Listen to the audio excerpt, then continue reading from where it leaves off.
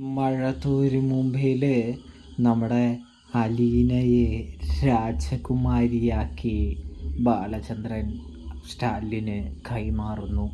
അങ്ങനെ പ്രിയ പ്രേക്ഷകരെ, പ്രിയ കൂട്ടുകാരെ, മഴതോരും മുമ്പിൽ നമുക്ക് ഇനി കാണാനായിട്ട് കഴിയുന്നത് അലീന കടപ്പാട്ടൂർ വീട് വിട്ടു പോകുന്ന സങ്കടത്തിൽ കടപ്പാട്ടൂർ വീട് ആകെ പൊട്ടിക്കരയുന്ന ഒരു കാഴ്ചയാണ്.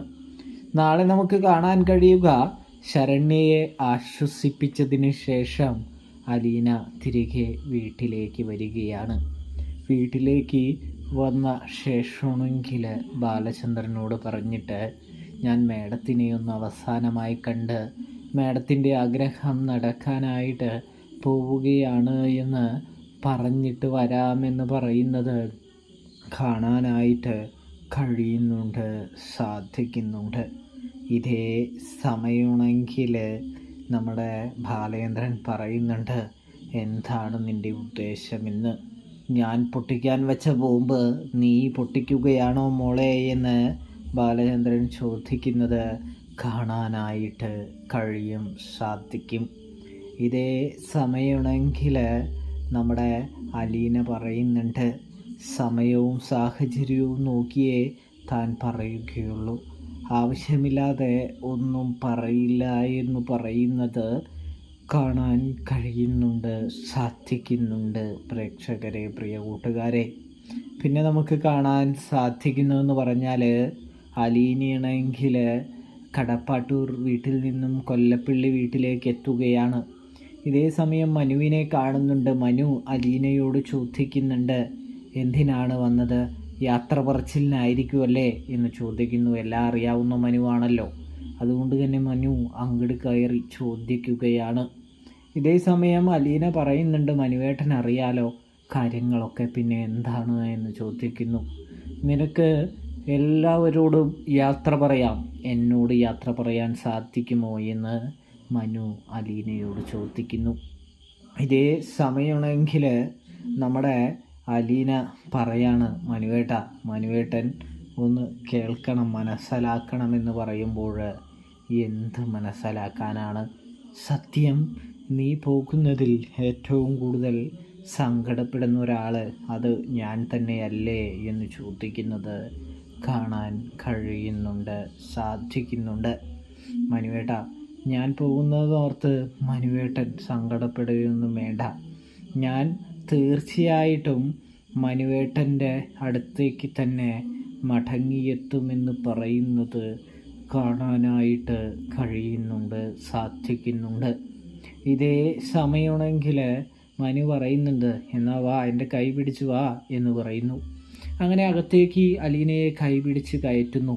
ഇതിനിടയിൽ മനു പറയുന്നുണ്ട്, എന്നെങ്കിലും ഇങ്ങനെ ഒരു ദിവസം നീ ആലോചിച്ച് വെച്ചിട്ടുണ്ടോ എന്ന് ചോദിക്കുന്നത് കാണാൻ കഴിയുന്നുണ്ട്, സാധിക്കുന്നുണ്ട്.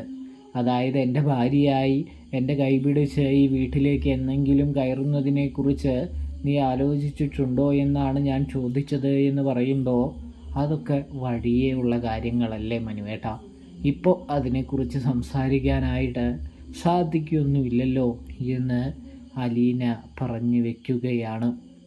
ഇതേ സമയമാണെങ്കിൽ അതും ശരി തന്നെയാണെന്ന് മനു പറയുകയാണ്.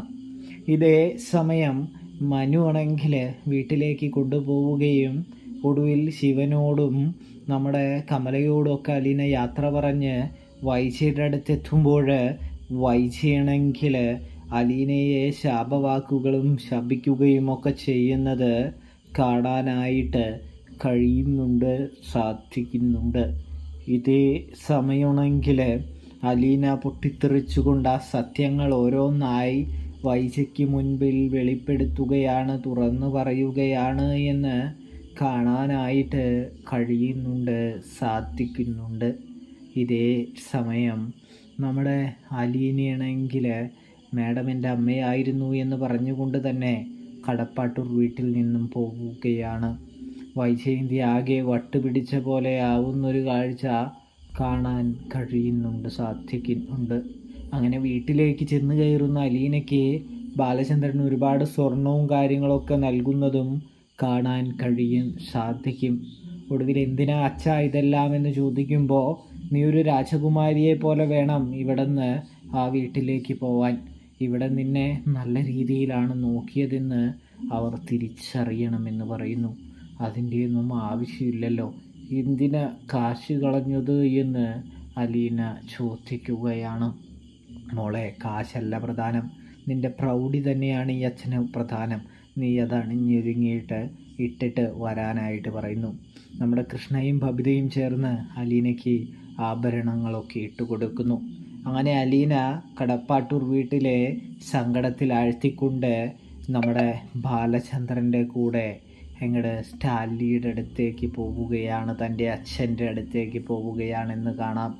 അങ്ങനെ തൻ്റെ രാജകുമാരിയെ, താൻ ഇതുവരെ കാത്തു സൂക്ഷിച്ച തൻ്റെ മകളായി കൊണ്ടു നടന്ന രാജകുമാരിയെ സ്റ്റാലിൻ്റെ കൈകളിലേക്ക് ഏൽപ്പിക്കുന്ന ബാലചന്ദ്രനെയും കാണാം. അപ്പോൾ റിവ്യൂ ഇഷ്ടപ്പെട്ടാൽ ചാനൽ മറക്കാതെ സബ്സ്ക്രൈബ് ചെയ്ത് സപ്പോർട്ട് ചെയ്യണേ കൂട്ടുകാരെ, പ്രേക്ഷകരെ. Thanks for watching.